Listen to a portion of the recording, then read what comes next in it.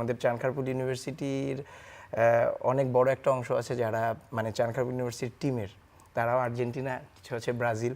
So আমরা already কিন্তু চানখারপুল বিশ্ববিদ্যালয়ের বিভিন্ন প্ল্যাকার্ডে আমরা কিন্তু স্টার সিনেপ্লেক্স বা বিভিন্ন আমাদের যেসব জায়গায় প্রদর্শনী চলছে সেই জায়গা দিয়েও আমরা কিন্তু চেষ্টা করছি মানুষের কাছে পৌঁছানোর, বিশেষ করে এই দুই দলের সাপোর্টার। হাফিজ বিন মুন্না, আপনি এই চলচ্চিত্রে একটি গুরুত্বপূর্ণ অংশে ছিলেন এবং প্রত্যেকটা মানুষ যখন একটা চলচ্চিত্রের সাথে যুক্ত থাকে তার কিছু প্রত্যাশা থাকে কিংবা অডিয়েন্সের একটা ফিডব্যাক থাকে, তো সেটা কি পাচ্ছেন সম্পূর্ণ?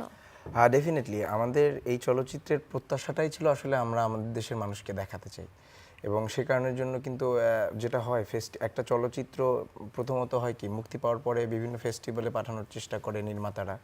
সো আমরা সবার আগে চেষ্টা করেছি যে এইটা আমরা কিভাবে বড় পর্দায় আমরা মানুষকে দেখাতে পারি।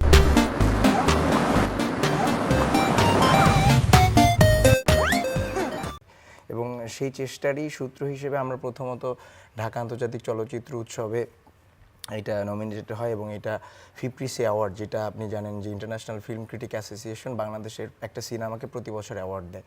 সো ওই অ্যাওয়ার্ডটা, বেস্ট ফিচার ফিল্ম অ্যাওয়ার্ডটা আমরা পাই। সেখানে আমাদের প্রত্যাশার একটা পুরো প্রাপ্তি ঘটে।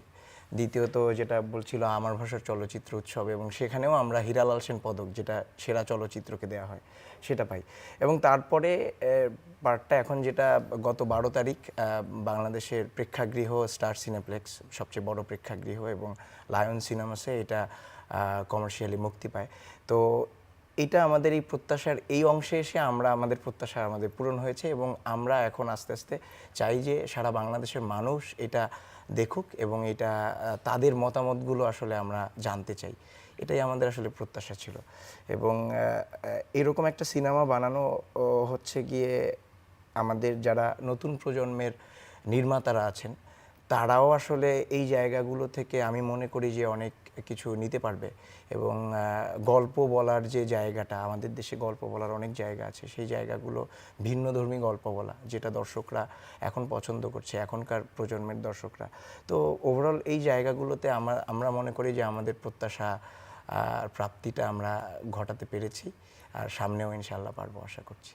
আচ্ছা, চলচ্চিত্রের বাইরে একটা বিষয়, আর্জেন্টিনার জার্সি পরে আছেন, সকালে আজকে আর্জেন্টিনার ম্যাচ হলো, খেলা নিয়ে যদি কিছু বলতেন, কেমন অনুভূতি কাজ করছে? আমার অনুভূতিটা আসলে, আমি রাতে ঘুমাতে পারিনি, আমার চোখের দিকে আপনি যদি তাকান, আমি আসলে টেনশনে ঘুমাতে পারিনি, কারণ এটা মেসির সম্ভবত শেষ বিশ্বকাপ, আর আমি আর্জেন্টিনার খুব ডাইহার্ট ফ্যান। আমাদের চানখারপুল ইউনিভার্সিটির অনেক বড় একটা অংশ আছে যারা মানে চানখারপুল ইউনিভার্সিটির টিমের, তারাও আর্জেন্টিনা, কিছু হচ্ছে ব্রাজিল।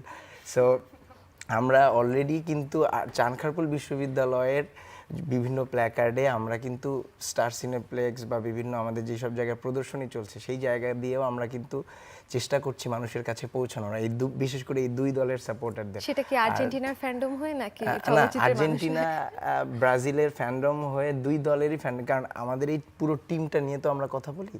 তো এই পুরো টিমে আর্জেন্টিনা, ব্রাজিল এবং অন্যান্য দলের সাপোর্টাররাও আছে। সো আমাকে তাদের কথাও বলতে হয়। বাট আমি ব্যক্তিগতভাবে I am very happy today, because আজকে মেসির প্রথম বিশ্বকাপ হ্যাট্রিক ছিল এটা। 3টি গোলই তার মাধ্যমে তিনটি গোলই এসেছে। তার মাধ্যমে এসেছে। এটা আমার জন্য আজকে চমৎকার একটি পাওয়া।